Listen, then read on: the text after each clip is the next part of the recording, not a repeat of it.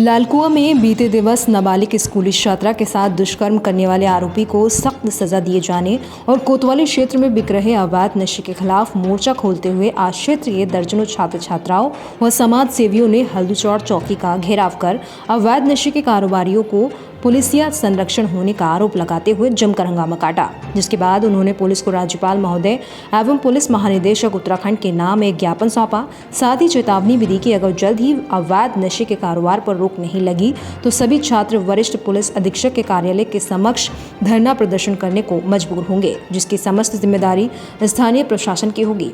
बताते चले कि बीते दिवस नाबालिग स्कूली छात्रा के साथ दुष्कर्म करने वाले आरोपी को सख्त से सख्त सजा दिए जाने और कोतवाली क्षेत्र में बिक रहे अवैध नशा जैसे कच्ची शराब, स्मैक, चरस, पत्ता, गांजा के खिलाफ आज क्षेत्र के युवा समाज सेवी व छात्र नेता पीयूष जोशी के नेतृत्व में दर्जनों छात्र छात्राएं हल्दूचौड़ चौकी पहुंची। उन्होंने वहां मौजूद वरिष्ठ उप निरीक्षक हरेंद्र सिंह नेगी का घेराव करते हुए कहा कि लालकुआं कोतवाली क्षेत्र के अंतर्गत विभिन्न इलाकों में अवैध कच्ची शराब, चरस, स्मैक, गांजा सहित अन्य नशीले पदार्थों का बेरोक टोक अवैध धंधा चल रहा है। उन्होंने आरोप लगाया कि पुलिस की शाह पर यहां अवैध नशा बेचा जा रहा है। उन्होंने कहा कि पुलिस के वरिष्ठ अधिकारियों ने नशे के अवैध कारोबारियों के खिलाफ सख्ती से कार्रवाई के निर्देश जारी किए हैं। बावजूद इसके लालकुआं क्षेत्र में अवैध नशे का कारोबार फल फूल रहा है। जगह जगह गली मोहल्ले में अवैध कच्ची शराब बेची जा रही है, जिसके चलते कई युवा नशे की लत के शिकार हो रहे हैं। शराब के नशे में अक्सर मारपीट की घटना घटित होने से क्षेत्र का माहौल बिगड़ रहा है। वहीं पुलिस द्वारा अवैध शराब धरपकड़ के नाम पर औपचारिकता की जा रही है। उन्होंने ग्रामीण क्षेत्रों के साथ साथ संवेदनशील इलाकों में सीसीटीवी कैमरे लगाने की मांग उठाई। उन्होंने स्कूल कॉलेज में महिला पुलिसकर्मियों की भी तैनाती की मांग की है।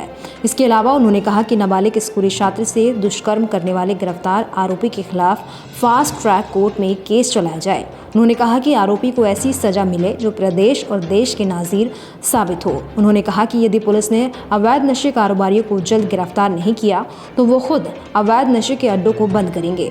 इसके साथ ही उन्होंने चेतावनी भी दी कि अगर जल्द ही अवैध नशे के कारोबार पर रोक नहीं लगी तो सभी छात्र छात्राएं व क्षेत्र के समाज सेवी वरिष्ठ पुलिस अधीक्षक के कार्यालय के समक्ष धरना प्रदर्शन करने को मजबूर होंगे, जिसकी सारी जिम्मेदारी स्थानीय प्रशासन की होगी। जो बच्चों के संग जो घटनाएं घट रही है इस देश में, कहीं ना कहीं ये कानून व्यवस्था का फेलियर है कि एक डर नहीं है लोगों के अंदर। क्योंकि देखिए, अभी कुछ दिनों पहले एक घटना हुई थी, बीजेपी का एक नेता था, सांसद थे, जिनका वीडियो वायरल हुआ था 3000 और उसको यहाँ से देश से बाहर कर दिया गया। जबकि एक व्यक्ति का यहाँ पर जो उनके ऐसे लोगों के ऊपर उनके घरों को कुर्की करना चाहिए, पूर्व मुख्य प्रधानमंत्री का नाती भी था वो। तो जब ऐसे लोगों के ऊपर कार्रवाई नहीं होगी तो कहीं ना कहीं लोगों के अंदर एक कानून व्यवस्था के ऊपर बात उठती है। तो कहीं ना कहीं ऐसी चीज़ों को देखते हुए जब तक ऐसे बड़े लोगों के ऊपर कार्रवाई ना हो तो ये जो छोटे छोटे लोग हैं जो करते हैं ये काम, इस तरह के, तो उनको हिम्मत मिलती है। तो ऐसे लोगों के ऊपर कार्रवाई होनी चाहिए। और जिस व्यक्ति ने अभी वो बच्ची के संग बलात्कार किया, 8 वर्ष के बच्चे, बहुत घिनौना अपराध है। ऐसे व्यक्ति को तो सीधे सजाए मौत होनी चाहिए और उससे पहले जो भी कठोर से कठोर कार्रवाई हो वो करनी चाहिए। ये आए दिन ये जो इनको मालूम है कि हम रेप करेंगे, कोर्ट में चले जाएंगे, 10, 15, 20 साल की सज़ा हो जाएगी, तो कहीं ना कहीं इनको मौत की सज़ा होनी चाहिए और बहुत जल्दी होनी चाहिए। ये बहुत ज़्यादा जघन्य अपराध है। और आए दिन एक 8 साल की बच्ची, और नशे के तौर पे, और नशे में क्या होता है ना, ये लोग अपने बच्ची और बेटियों को नहीं देखते, इनको इतना ही आदत है नशे में, मगर दूसरों की बच्चियों के ऊपर वो कर रहे हैं। तो कहीं ना कहीं ये नशा भी है। और दूसरी चीज़ है, नशे के बहाने इनको एक मिल जाता मौका कि हम नशे में थे, हमसे गलती हो गई, और बाद में माफ़ी मांग लेता, फिर कोर्ट इनको सज़ा कम कर देती है। तो ये नहीं होना चाहिए। ऐसे लोगों को 5 साल के अंदर या 2 साल के अंदर, 1 साल के अंदर सीधे हैंग आउट डेथ का एकदम उसको फांसी में लटकाना चाहिए, या तो कानूनी तौर पे सरेआम इनको चौराहे पे इनको गोली मारने का आदेश देना चाहिए। तब जाके इस देश के अंदर बच्चियों का बलात्कार होना बंद होगा। और नहीं तो कानून व्यवस्था इसी तरह से रहेगा, रेप होते रहेंगे बच्चियों के, और इसी तरह से ये 10 साल 15 साल से सज़ा काट के फिर बाहर आ जाएंगे।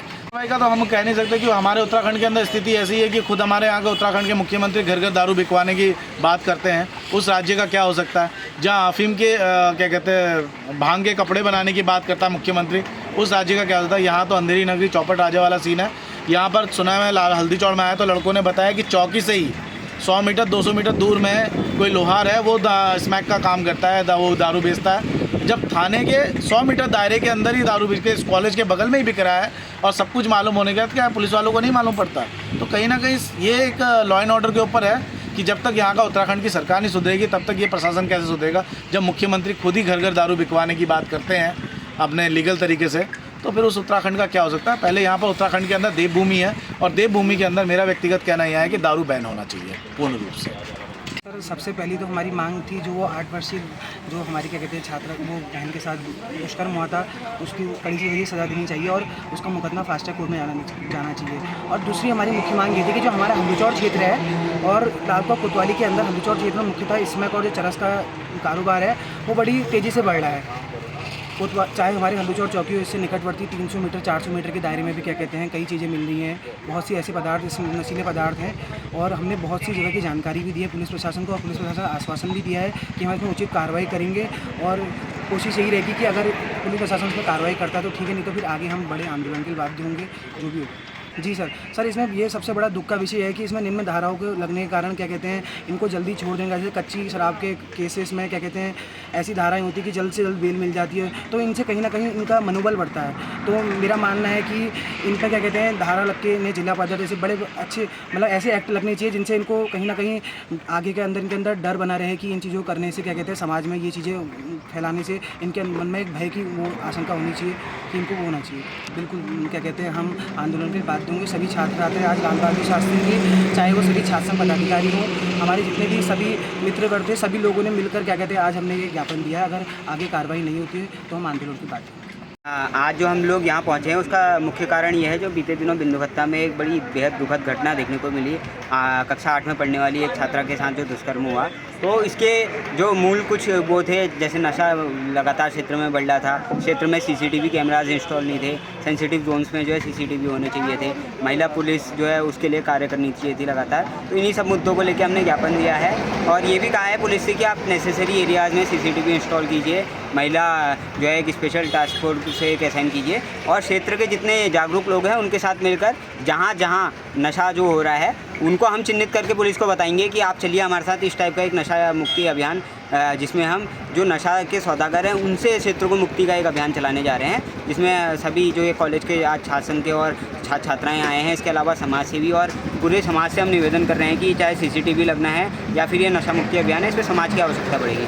तो समाज के सहयोग से हम लोग एक बड़ा आंदोलन इसमें करने जा रहे हैं जिसमें प्रशासन ने पूरा सहयोग जताने की बात कही है। ज्ञापन माननीय राज्यपाल महोदय को दिया गया है और राज्यपाल महोदय को देने के बाद हमने ये कहा है कि इस पर सख्त से सख्त कार्रवाई, इसमें हमने कोई समय सीमा निर्धारित नहीं किया है, बिल्कुल इमीडिएट एक्शन की मांग की है। हम ये कहते हैं कि अगर 5 से 7 दिनों के भीतर अगर ये कार्रवाई कुछ नहीं होती है तो मजबूरन जितने भी ये छात्र संघ के पदाधिकारी छात्र छात्राएँ, ये तो अभी छोटे केवल छात्र थे, इसके बाद समाज के विभिन्न वर्ग माताएं हैं, बहनें हैं, किसान हैं, सभी के घर में परिवार में बहन बेटियां हैं, तो सबका सहयोग लेकर पूरे लालका विधानसभा में एक बड़ा नशा मुक्ति अभियान हम लोग करने जाएंगे अगर प्रशासन हमारी आज बात नहीं सुनेगा।